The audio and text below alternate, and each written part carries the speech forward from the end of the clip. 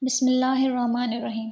رکشے والے نے رکشا روکا اور بولا، بچوں جلدی کرو، بھاگتے ہوئے اس گاڑی تک پہنچ جاؤ، خوش قسمت ہو، تم لوگوں کو گاڑی مل گئی ہے۔ میں نے رکشے کا کرایہ ادا کیا، رکشے والا چلا گیا۔ ہم بھاگتے بھاگتے اس گاڑی تک پہنچے کہ اچانک کسی نے میرا بازو پکڑ لیا۔ میں نے مڑ کر دیکھا، ایک آدمی کھڑا تھا۔ بولا، بات سنو۔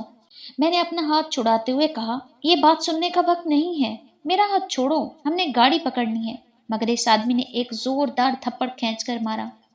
میں دنگ رہ گیا۔ اسی لمحے ہمارے پاس ایک گاڑی آ کر رکی۔ اس آدمی نے ہمیں گھسیٹتے ہوئے گاڑی کی پچھلی سیٹ پر دھکا دیا، خود فرنٹ سیٹ پر بیٹھ کر گاڑی ڈرائیو کرنے لگا۔ نواز پلٹ کر گاڑی کے شیشے سے ہمارے شہر سے جاتی گاڑی کو دیکھ کر سسکیاں لینے لگا۔ تقریباً 1 گھنٹے کے بعد ہم واپس اس جہنم میں پہنچ گئے تھے جہاں سے بھاگے تھے۔ گھر کے اندر بھکارن اپنا ڈنڈا لیے زمین پر بیٹھی ہوئی تھی۔ میں اور نواز اس کے سامنے مجرموں کی طرح سر جھکائے کھڑے تھے، جبکہ اجنبی آدمی کلف لگے سفید کپڑوں میں ملبوس کرسی پر بڑی شان سے بیٹھا ہوا تھا۔ بھکارن بولے، کریم نے ہی انہیں سر چڑھا کر رکھا ہوا ہے، ورنہ تم تو جانتے ہو میرا ڈسا پانی بھی نہیں مانگتا۔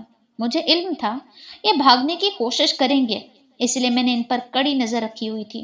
مہر خان، تمہارا بہت بہت شکریہ، انشاءاللہ کریم کچھ دن تک لوٹ آئے گا، تمہارا حصہ بونس کے ساتھ ہی تمہارے گھر پہنچا دیا جائے گا، بے فکر رہو۔ آدمی اٹھا اور بولا، چلے میں اب چلتا ہوں۔ اجنبی چلا گیا۔ اس کے جانے کے بعد بھکارن اٹھی اور بولی، تم دونوں کا میں وہ حال کروں گی کہ تمہاری روحیں بلبلا اٹھیں گی۔ یہ کہہ کر وہ اٹھی۔ نواز خوف کے مارے مجھ سے لپٹ گیا۔ اس کے بعد اس نے ہم دونوں کو اپنے ڈنڈے سے مارنا شروع کر دیا۔ پھر نواز کو کھینچتے ہوئے ایک کمرے کی طرف جانے لگی۔ میں اپنے بھائی کے پیچھے بھاگا، چھوڑ دو میرے بھائی کو۔ اس 2 منزلہ عمارت میں یہ کمرہ بالکل الگ تھلگ بنا ہوا تھا۔ کمرے کے دروازے پر تالا لگا ہوا تھا۔ اس نے تالا توڑا اور ہم دونوں کو کمرے کے اندر دھکا دے دی۔ بولے، جب تک کریم واپس نہیں آ جاتا تم دونوں بھوکے پیاسے گلتے سڑتے رہو گے یہاں۔ یہ کہہ کر اس نے کمرے کا دروازہ بند کر دیا۔ نواز بری طرح سے رو رہا تھا۔ میں نے اسے گلے سے لگایا، اسے لے کر ایک کونے میں بیٹھ گیا۔ کمرہ انتہائی گندا تھا، ٹوٹا پھوٹا کباڑ کا سامان یہاں پر پڑا تھا۔ یقیناً یہ اسٹور روم تھا۔ کمرے میں صرف ایک روشن دان تھا جس سے ہلکی ہلکی روشنی کمرے کے اندر آ رہی تھی۔ میری نظریں کمرے میں لگے زیرو کے بلب پر پڑی۔ میں نے نواز کو خود سے الگ کیا اور کمرے میں بلب کا بٹن ڈھونڈنے لگا۔ دروازے کے ساتھ بجلی کا بورڈ لگا ہوا تھا۔ میں اٹھا اور بٹن دبانے لگا۔ ایک بٹن کو دباتے ہی زیرو کا بلب جل گیا، کیونکہ رات ہونے والی تھی اور اندھیرے کمرے میں تو خوف سے ہم مر ہی جاتے۔ بلب جلا تو میں نے اللہ کا شکر ادا کیا۔ میں نے نواز کو سمجھایا کہ وہ اب سو جائے، کیونکہ اب ہمیں کھانا تو ملنے والا نہیں تھا۔ بہت دیر کے بعد نواز کے آنسو تھمے تو اسے نیند آنے لگی۔ ہم دونوں بھائی ایک دوسرے سے لپٹ کر وہیں فرش پر سو گئے۔ آنکھ کھلی تو صبح ہو چکی تھی۔ روشن دان سے آنے والی روشنی نئی صبح کی نوید سنا رہی تھی۔ نہ جانے ہم کس مصیبت میں پھنس چکے تھے، اس سے باہر کبھی نکل بھی سکیں گے یا نہیں۔ صبح ہوتی اور پھر رات ہو جاتی۔ اس کمرے میں قید ہوئے 2 دن گزر گئے۔ بھوک پیاس سے اب جان لبوں پر آن پہنچی تھی۔ بھوک اور پیاس کی شدت کی وجہ سے رو رو کر نواز کی آنکھیں سوج گئی تھیں۔ نکاہت اور کمزوری کے باعث اب وہ آنکھیں کھولنے سے بھی قاصر تھا۔ مجھے اس کی حالت دیکھ کر اب خوف آ رہا تھا۔ میں نے نواز کو اٹھانے کی کوشش کی، مگر وہ بے سدھ زمین پر لیٹا ہوا تھا۔ اس کی آنکھیں بند ہوتی جا رہی تھیں۔ میں اسے جگانے کی کوشش کرنے لگا، مگر وہ بے سدھ تھا۔ میں اٹھا اور زور زور سے دروازہ پیٹنے لگا۔ میں بھکارن کو مدد کے لیے پکارنے لگا، مگر مجھے کوئی جواب نہ ملا۔ تھک ہار کر میں دوبارہ چھوٹے بھائی کے پاس آیا۔ وہ بے سدھ پڑا ہوا تھا، میری کسی بات کا جواب نہیں دے رہا تھا۔ میں اٹھا اور کمرے میں کوئی ایسی چیز ڈھونڈنے لگا جس سے دروازے کا لاک توڑ سکوں، اور کچھ نہ ملا، مگر مجھے ایک سفید رنگ کا بیگ مل گیا۔ میں نے بیگ کھولا، اس کے اندر پانی کی بوتل پڑی تھی۔ پانی کی بوتل دیکھ کر میں بہت خوش ہوا۔ میں جلدی سے نواز کی طرف بھاگا۔ میں نے بیگ نیچے رکھا اور خود بھی نیچے بیٹھ کر پانی کی بوتل کھولنے لگا۔ اچانک ایک سرخ رنگ کا سیب بیگ سے نکل آیا۔ میں حیرت سے سیب کو دیکھ رہا تھا۔ میں نے جلدی سے نواز کے منہ پر پانی کے چھینٹے مارے تو نواز ہوش میں آنے لگا۔ میں نے سہارا دیکھ کر اسے اٹھایا، پانی پلانے لگا۔ پانی پی کر نواز کی جان میں جان آ گئی۔ میں نے سیب اٹھایا، اسے اپنی قمیض سے صاف کیا، پہلے خود کھا کر دیکھا۔ سیب بہت لذیذ تھا۔ میں نے وہ سیب نواز کو کھانے کے لیے دے دیا۔ میں تھیلے کے اندر جھانک رہا تھا کہ تبھی مجھے ایک اور سیب پڑا ہوا نظر آیا۔ میں نے وہ سیب نکال لیا، آدھا سیب خود کھایا اور آدھا نواز کو دیا۔ نواز نے سیب کھا کر پانی پیا تو اس کے اندر زندگی دوبارہ لوٹ آئی۔ میں نے اللہ کا شکر ادا کیا، یقیناً یہ اللہ کی ہی مدد تھی۔ نواز کی صحت کچھ بحال ہوئی تو وہ سکون کی نیند سو گیا۔ میں بھی فرش پر لیٹا۔ اچانک کمرے کی لائٹ جلنے اور بجھنے لگی۔ میں ڈر کے مارے اٹھ بیٹھا۔ روشن دان کے ذریعے ایک پرندہ کمرے میں داخل ہوا۔ وہ پرندہ دیکھتے ہی دیکھتے خوبصورت لڑکی کی شکل اختیار کر گیا۔ خوف کے مارے میری زبان اکڑ گئی تھی۔ لڑکے کے پیچھے اس کی کمر پر 2 پر لگے ہوئے تھے۔ اس نے سر پر بہت خوبصورت تاج پہن رکھا تھا۔ اس کے ہاتھ میں سونے کی چھڑی تھی۔ وہ میرے سامنے کمرے کے بیچوں بیچ زمین سے چند فٹ اوپر ہوا میں اڑ رہا تھا۔ وہ مجھے دیکھ کر مسکرا کر بولا، یہ جادوئی تھیلا ہے، تم اسے اپنے پاس رکھنا۔ لو یہ تھیلا تمہارے بہت کام آئے گا۔ میں نے ڈرتے ڈرتے پوچھا، تم کون ہو؟ وہ بولا، میں پری زاد ہوں، میں برسوں سے اس تھیلے میں قید تھا۔ تم نے تھیلا کھولا تو مجھے رہائی ملی۔ میں نے پوچھا، تمہیں اس تھیلے میں کس نے قید کیا تھا؟ وہ بولا، اس مکان میں ایک عامل رہتا تھا، اس نے مجھے تھیلے میں قید کیا، مگر برسوں پہلے وہ مر چکا ہے۔ چونکہ کسی کو علم نہیں تھا کہ میں اس تھیلے میں قید ہوں، اس لیے اس کی موت کے برسوں بعد بھی کوئی مجھے یہاں سے آزاد نہیں کرا سکا۔ میں رونے لگ گیا۔ میں روتے ہوئے بولا، ہمیں ہمارے گھر پہنچا دو۔ وہ بولا، میں ضرور تمہیں یہاں سے لے جاتا، لیکن میری مجبوری یہ ہے کہ میں خود اس مکان سے باہر نہیں نکل سکتا۔ میری طاقت اس عامل نے چھین کر مجھے اس تھیلے میں قید کیا تھا۔ میں اس تھیلے سے آزاد تو ہو چکا ہوں، مگر میرے پاس میری طاقت نہیں ہے، لیکن مجھ سے جتنا ہو سکا تمہاری مدد کروں گا۔ باہر کا اندھیرا روشنی میں بدل رہا تھا۔ صبح ہو رہی تھی۔ پری زاد پرندے کی شکل میں تبدیل ہوا اور کمرے کے روشن دان سے باہر نکل گیا۔ تھوڑی دیر بعد کمرے کا دروازہ کھلا۔ بھکارن کمرے کے اندر داخل ہوئی۔ اس نے ہاتھ میں ایک ٹرے اٹھائی ہوئی تھی۔ اس ٹرے میں 2 کپ چائے اور کچھ رس تھے۔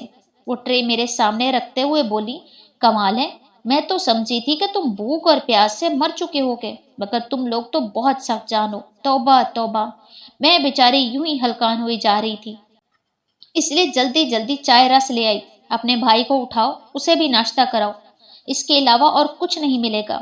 یہ کہہ کر وہ کمرے سے چلی گئی۔ میں نے نواز کو جگایا۔ ہم نے ناشتہ کیا۔ دونوں ہی گہری سوچ میں گم ہو گئے۔ میں نے جادوئی تھیلا اٹھایا اور اسے اپنے کندھے پر لٹکا لیا۔ نواز بولا، آپ اس بیگ کو اپنے کندھے پر کیوں لٹکا رہے ہیں؟ میں نے کہا، ہو سکتا ہے یہ ہمارے کسی کام آ جائے، بس اسی لیے۔ سارا دن میں ایک ہی بات سوچتا رہا، کیا یہ تھیلا اس قید خانے سے نکلنے میں ہماری مدد کر سکتا ہے؟ کریم بھی واپس نہیں آیا تھا۔ یقیناً وہ کسی ضروری کام سے گیا ہوا تھا، تبھی اسے آنے میں دیر ہو گئی تھی۔ بھکارن نے ہمیں یہاں قید کر کے رکھا ہوا تھا کہ ہم کہیں بھاگ نہ جائیں۔ میں خود چھوٹا تھا مگر ڈر بھی لگتا تھا، مگر جب میں اپنے چھوٹے بھائی کی طرف دیکھتا تو میں اپنی ہمت خود ہی بندھا دیتا۔ مجھے اکثر ابو کی یاد آتی۔ وہ امی سے کہا کرتے تھے، علی میرا بیٹا بہت بہادر ہوگا، دیکھنا نیک بخت، ایک دن یہ ہمارا سر فخر سے بلند کرے گا۔ امی روایتی ماؤں کی طرح ایک ہی بات کہتی، آپ بچوں کو بگاڑ رہے ہیں۔ تو ابو کہتے، میں انہیں بگاڑ نہیں رہا، میں ان کا حوصلہ بنا رہا ہوں۔ آج میں ان کا حوصلہ بنوں گا تو کل کو یہ میرا حوصلہ بنیں گے۔ روشن دان سے پتا چلا کہ رات ہو گئی ہے۔ اچانک دروازہ کھلا۔ میں نے فوراً تھیلا چھپا دیا۔ بھکارن کمرے میں آئی۔ اس نے ٹرے میں کھانا لیا ہوا تھا۔ وہ ٹرے ہمارے سامنے رکھتے بولی، کھانا کھا لو، اور واپس جانے لگی۔ تو میں نے پوچھا، کیا وقت ہو رہا ہے؟ وہ بولی، تم لوگوں نے ٹائم کا اچار ڈالنا ہے، رات کے 8 بجے ہیں، کھانا کھاؤ اور سو جاؤ، برتن یہیں پڑے رہیں، صبح اٹھا لوں گی۔ وہ چلی گئی۔ ہمیشہ کی طرح دروازہ بند کر دیا۔ نواز بھی ڈرا سہما میرے پاس بیٹھا ہوا تھا۔ ہم نے کھانا کھایا۔ کھانے کے کافی دیر بعد وہ مجھ سے باتیں کرتا رہا، پھر سو گیا۔ میں کافی دیر اکیلا لیٹا ہوا خلاؤں میں گھورتا رہا۔ میرا اندازہ تھا کہ شاید آدھی رات ہو چکی ہو۔ میں تھیلے کو بھی آزمانا چاہتا تھا۔ میں نے تھیلا اپنے گلے میں لٹکایا، دروازے کے قریب آیا اور دھیرے سے تھیلے سے مخاطب ہو کر بولا، کیا تم مجھے اس کمرے سے باہر لے جا سکتے ہو؟ اسی وقت مجھے ایک جھٹکا سا لگا اور اگلے ہی لمحے میں کمرے سے باہر کھڑا تھا۔ کمرے سے باہر خود کو دیکھ کر میں گھبرا گیا اور جلدی چھپنے کی جگہ تلاش کرنے لگا، کیونکہ اگر بھکارن کی نظر مجھ پر پڑتی تو اس نے مجھے زندہ نہیں چھوڑنا تھا۔ ایک کمرے کا دروازہ کھلا ہوا تھا، میں اس کے اندر داخل ہو گیا اور دروازے کے پیچھے چھپ گیا۔ یہ ایک کچن تھا، مگر بالکل خالی اور ویران پڑا ہوا تھا۔ کچن کی کھڑکی سے مجھے تیز روشنی نظر آئی۔ میں ڈرتے ڈرتے کھڑکی کے پاس گیا۔ میں نے کھڑکی سے دیکھا تو میں دنگ رہ گیا۔ باہر صحن میں آگ جل رہی تھی۔ بھکارن اس آگ کے قریب سر جھکائے بیٹھی کچھ پڑھنے میں مصروف تھی۔ بھکارن کی یہ مصروفیت دیکھ کر میں جلدی سے کمرے سے نکلا اور باہر کی طرف بھاگا۔ میں قریب سے دیکھنا چاہتا تھا کہ وہ کیا کر رہی ہے۔ میں دروازے کے قریب پہنچا اور دروازے سے جھانک کر دیکھنے لگا۔ وہ ایک دائرے میں بیٹھی ہوئی تھی۔ اس نے اپنے قریب مٹی رکھی ہوئی تھی۔ کچھ اور بھی سامان پڑا ہوا تھا، مگر مجھے اس کی سمجھ نہیں آئی۔ وہ منہ ہی منہ میں کچھ پڑتی، مٹی پر پھونک مارتی اور اسے آگ میں پھینک دیتی۔ پھر وہ مٹھی میں مٹی بھر لیتی اور پھر یہی عمل دوبارہ کرتی۔ کئی بار یہ عمل کرنے کے بعد آگ کے اندر سے ایک عورت نمودار ہوئی۔ اس سے پہلے کہ میرے منہ سے چیخ نکلتی، میں نے اپنے دونوں ہاتھ اپنے منہ پر رکھ دیے۔ بھیانک عورت بولی، مجھے یہاں کیوں بلایا ہے؟ بھیکارن اٹھ کر کھڑی ہو چکی تھی۔ ادب سے بولی، اے آگ کی ملکہ، مجھے طاقت چاہیے، جادوئی طاقت، جس کے زور پر میں بہت سارے بچوں کو اپنا غلام بنانا چاہتی ہوں کہ کل کو وہ میرے لیے کام کریں، میرے لیے کما کر لائیں۔ اگر آج میں نے ایسا نہ کیا تو کل کو میرا بڑھاپا کیسے گزرے گا؟ کریم بچوں کی آمدنی کا ایک بڑا حصہ خود رکھتا ہے اور تھوڑے سے پیسے مجھے دیتا ہے۔ میرا ان پیسوں سے گزارا نہیں ہوتا۔ میں برسوں سے یہ عمل کر رہی ہوں تاکہ آپ سے مل سکوں۔ آج میری یہ خواہش پوری ہو گئی ہے۔ آگ کی ملکہ، میری مدد کریں، مجھے اتنی طاقت دیں کہ میں اپنے مقصد میں کامیاب ہو سکوں۔ آگ کی ملکہ بولی، بوڑھی بھکارن، جو مٹی تو اس آگ میں ڈال رہی ہے، یہی ساری مٹی تو اپنے تھیلے میں رکھ لے جو ہر وقت تیرے پاس ہوتا ہے۔ کوئی چیز تیری راہ میں رکاوٹ نہیں بنے گی۔ بس خیال رکھنا یہ مٹی گم نہ ہو، ورنہ تیری طاقت دوبارہ چلی جائے گی۔ نہ جانے وہ اور کیا کیا کہتی رہی، مگر میں اپنے کمرے کی طرف بھاگا کہ کہیں بھکارن کو پتہ نہ چل جائے، وہ مجھے اس آگ میں نہ پھینک دے۔ دروازے پر تالا لگا ہوا تھا، مگر میں نے دھیرے سے تھیلے کو مخاطب کر کے کہا، مجھے اس کمرے میں جانا ہے۔ میں اگلے ہی لمحے کمرے کے اندر کھڑا تھا۔ نواز گہری نیند سو رہا تھا۔ آج کئی دن بعد اس نے پیٹ بھر کر کھانا کھایا تھا۔ بوڑھی بھکارن بلا شبہ بہت خطرناک عورت تھی۔ میں نے جادوئی تھیلا اپنے گلے سے نکالا اور اسے چوم لیا۔ مصیبت کی اس گھڑی میں یہ جادوئی تھیلا میرے لیے امید کی کرن ثابت ہوا۔ پری ذات کے مطابق وہ بھی اس گھر میں بھٹک رہا تھا، وہ بھی یہاں سے باہر نہیں جا سکتا تھا۔ یہ گھر تو بھوتوں کا گھر تھا۔ اگلے دن دوپہر کے بعد ہم کمرے میں بیٹھے ہوئے تھے کہ اچانک آتی کچھ آوازوں نے ہمیں چونکا دیا۔ نواز بولا، بھائی یہ کیسی آوازیں ہیں؟ میں نے کہا، مجھے نہیں معلوم۔ تھوڑی دیر بعد دروازہ کھلنے کی آواز سن کر ہم دونوں کھڑے ہو گئے۔ دروازہ کھلا، بھکارن نے ایک بچے کو کمرے میں دھکا دیا اور رکے بغیر دروازہ بند کر کے چلی گئی۔ یہ لڑکا عمر میں مجھ سے 3-4 سال بڑا ہوگا۔ مجھے حیرت سے دیکھتے ہوئے بولا، تم دونوں بھی یہاں قید ہو؟ میں نے ہاں میں سر ہلایا۔ وہ بولا، اچھا ہے، میں اکیلا نہیں رہوں گا۔ وہ نیچے بیٹھ گیا۔ میں اس کا اطمینان دیکھ کر حیران تھا۔ ہم دونوں بھائی بھی نیچے بیٹھ گئے۔ میں نے پوچھا، تم یہاں کیسے؟ وہ بولا، بھکارن دھوکے سے مجھے یہاں لے آئی ہے، لیکن میں جلدی یہاں سے بھاگ جاؤں گا، زیادہ دیر یہاں نہیں ٹھہروں گا۔ میں نے کہا، ہمیں بھی ساتھ لیتے جانا، ہم بھی یہاں قید ہیں۔ وہ بولا، فکر نہ کرو، ہم جلدی ہی یہاں سے نکل جائیں گے۔ اگلے ہی دن بھکارن 6 مزید بچوں کو اغوا کر کے لے آئی۔ ہماری حیرت کی انتہا نہ رہی کہ اتنے زیادہ بچوں کو کس طرح دھوکہ دے کر اغوا کر رہی ہے، لیکن مجھے اندازہ ہو گیا تھا کہ اس کے پاس جو جادوئی طاقت ہے وہ اس کے بل پر یہ سب کچھ کر رہی ہے۔ آنے والے 6 بچے چھوٹے تھے اور کافی سہمے ہوئے تھے۔ آدھی رات کے وقت بھکارن کمرے میں آئی اور ایک بچے کو زبردستی اپنے ساتھ لے گئی۔ ہم چاہ کر بھی اس بچے کو نہ روک سکے۔ چھوٹے بچے بہت ڈرے ہوئے تھے، وہ سسکیاں لے کر رو رہے تھے۔ ایک دن پہلے جو لڑکا آیا تھا وہ بھی حیران تھا، کہنے لگا، علی، مجھے ایک بات کی سمجھ نہیں آ رہی۔ یہ بھکارن مجھے مارکیٹ سے کچھ دور ملی۔ اس نے مجھ سے ایسی بات کی کہ میں اس کی مدد کرنے کے لیے تیار ہو گیا اور اس کے ساتھ چل پڑا۔ جب میں بھکارن کے ساتھ اس گھر میں آیا تب مجھے کچھ ہوش آیا کہ میں اس کے پیچھے کیوں چلا آ رہا ہوں۔ بھکارن نے میرا ہاتھ پکڑ رکھا تھا۔ میں نے ہاتھ چھڑا کر بھاگنا چاہا مگر نہیں بھاگ سکا۔ بوڑھے بھکارن میں اتنی طاقت کہاں سے آئی؟ ابھی ابھی میں اس کو پکڑنے کی کوشش کر رہا تھا۔ اگر ہم سب مل کر اس پر حملہ کریں تو ہم یہاں سے فرار ہو سکتے ہیں۔ मगर मैं चाहते हुए भी इसकी तरफ बढ़ नहीं सका। आखिर क्या वजह है? इस लड़के का नाम अशरफ था। मैं खामोश रहा, लेकिन मुझे यकीन हो गया था कि भिखारन के पास जादुई ताकत ने उसे ताकतवर बनाया है। मैं ये सोचकर घबरा गया कि अब हम यहाँ से कैसे निकलेंगे। मैं लड़खड़ाते हुए कदमों से पीछे हटा। अशरफ ने मेरी हालत देखी तो बोला, क्या हुआ अली, तुम क्यों गिर रहे हो? परेशान मत हो, अल्लाह ताला हमें यहाँ से निकालेंगे। मैं वहीं बैठ गया। आखिर फजर के करीब भिखारन बच्चे को कमरे में छोड़ गई। बच्चा इंतहाई खामोश और गुमसुम सा था। वो बुत की मानद बैठा हुआ था। हमने इससे बात करने की बहुत कोशिश की कि भिखारन ने इसके साथ क्या किया, मगर वो हमारे किसी सवाल का कोई जवाब नहीं दे रहा था। इसके इस रवैये पर हम सब हैरान थे। अगले दिन इसी तरह आधी रात को भिखारन दूसरे बच्चे को जबरदस्ती ले गई, और जब वो बच्चा वापस आया तो इसकी हालत भी पहले आने वाले बच्चे की तरह थी। हम सबको बहुत तशवीश हुई। अशरफ ने मेरे कान में कहा, अली अब तो मुझे भी डर लग रहा है, हमें कुछ ना कुछ करना होगा, वरना भिखारन एक एक करके हम सबकी ऐसी हालत कर देगी। तीसरी रात भिखारन फिर से एक बच्चे को अपने साथ ले गई। अशरफ ने सब बच्चों को डराया कि आंखें बंद करके सो जाओ, वरना वो सबको ले जाएगी, और जब तक हम ना कहें आंखें मत खोलना। बच्चे सहमकर आंखें बंद करके सो गए। अशरफ ने मुझे इशारा किया। मैंने जादुई थैले को गले में लटकाया हुआ था। अशरफ ने मेरा हाथ पकड़ लिया और जादुई थैले की मदद से हम कमरे से बाहर आ गए। अशरफ बोला, वाह अली, तुम तो सच कह रहे थे। मैंने कहा, जल्द से जल्द भिखारन को ढूंढना है हमें, वो कहाँ है? हम तेज तेज कदम उठाते वहां से चल पड़े। मैं पहले अशरफ को जादुई थैले और परिजात के बारे में बता चुका था, क्योंकि यहाँ से बाहर निकलना है तो हमें एक दूसरे पर भरोसा करना पड़ेगा। एक कमरे से हमें आवाजें सुनाई दी। हम कमरे के पास गए, मगर कमरे का दरवाजा अंदर से बंद था। कमरे की खिड़की भी बंद थी, मगर खिड़की के दरवाजे में एक छोटा सा सुराख था। अशरफ ने सुराख से देखा, फिर वो मुझे देखने का इशारा करने लगा। मैंने भी सुराख से देखा।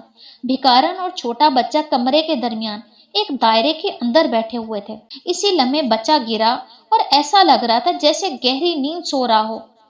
भिखारन ना जाने क्या कुछ पढ़कर इस पर फूंक रही थी। अशरफ ने सरगोशी की, अली क्या तुम्हें कुछ समझ आ रही है? इस वक्त दरवाजा खुला। भिखारन हमारे सामने खड़ी थी। गुस्से से इसकी आंखें सुर्ख हो रही थीं। वो अली को धक्का देते हुए बोली, तुम यहाँ क्या देख रहे हो? मैं पीछे हटा, मगर इत्तेफाक से करीम वहां आन पहुंचा। बोला, अम्मा क्या हो रहा है? हमने इसकी तरफ देखा।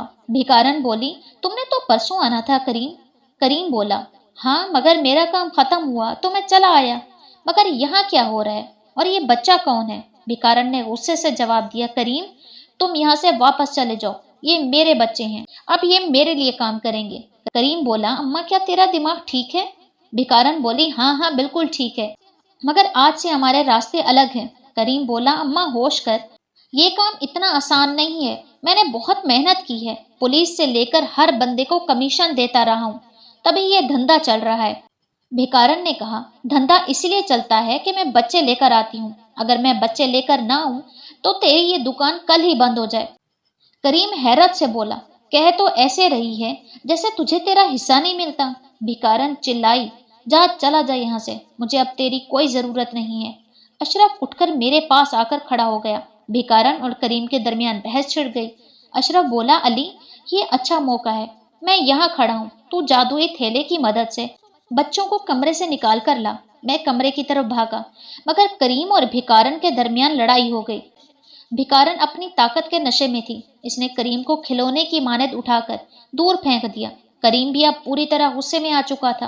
वो भिखारन की तरफ आया, मगर भिखारन ने उसे अपने जादू के जोर से दूर रोक रखा था। इतने में बच्चों को लेकर मैं वहां पहुंच गया, मगर मसला ये था कि हम यहाँ से निकलेंगे कैसे। भिखारन ने हमारी तरफ देखा। वो खौफनाक कहका लगाकर हंसने लगी और बोली, वाह, तुम लोगों ने कमरे से बाहर निकलने का रास्ता भी ढूंढ लिया, मगर इस घर से बाहर कैसे जाओगे? इस असना में मेरी नजर परिजात पर पड़ी। वो भिखारन के पीछे उड़ रहा था। इसने अपने सोने की छड़ी भिखारन के सर पर मारना शुरू कर दी। भिखारन ने पीछे मुड़कर देखा। मैंने अशरफ को कहा, अशरफ हमने किसी तरह से भिखारन से इसका थैला छीनना है, चलो मेरी मदद करो। हम भिखारन की तरफ भागे। करीम एक जगह बुत बना खड़ा था, ये सब देख रहा था। परिजात अपनी छड़ी के जरिए भिखारन को मार रहा था। हमने भिखारन पर हमला कर दिया, इसका बैग छीनने लगे। پریزاد تھوڑی دیر کے لیے اس کے جادو کو بے اثر کرنے میں کامیاب ہو گیا۔ ہم نے اس کا بیگ چھینا، پریزاد نے اسے روک رکھا تھا۔ بھکارن چلا رہی تھی، میرا تھیلا واپس کرو۔ میں نے بیگ کھولا، مٹی نکالی اور اسے ہوا میں اڑا دیا۔ بھکارن کا جادو دم توڑ چکا تھا، زمین پر بیٹھی اور رونے لگی۔ پریزاد نے کہا، تم لوگ جلدی سے یہاں سے نکل جاؤ۔ ہم سب گھر سے باہر نکل آئے، سوائے بھکارن اور کریم کے۔ میں نے باہر نکل کر مڑ کر پریزاد کی طرف دیکھا، وہ مسکراتے ہوئے ہمیں دیکھ رہا تھا۔ اشرف ہم سب کو اپنے گھر لے آیا۔ بعد ازاں اشرف کے والد نے سارے بچوں کو پولیس اسٹیشن پہنچایا اور ہمیں ہمارے گھر پہنچانے کے لیے اشرف اور اس کے والد خود آئے تھے۔ یوں بڑی تکلیفوں کے بعد اللہ نے ہماری مدد کی اور ہم خیر خیریت سے گھر پہنچ گئے۔ اگر آپ کو میری یہ سٹوری پسند آئی ہو تو میرے چینل کو لائک، شیئر، سبسکرائب کریں۔ اللہ حافظ۔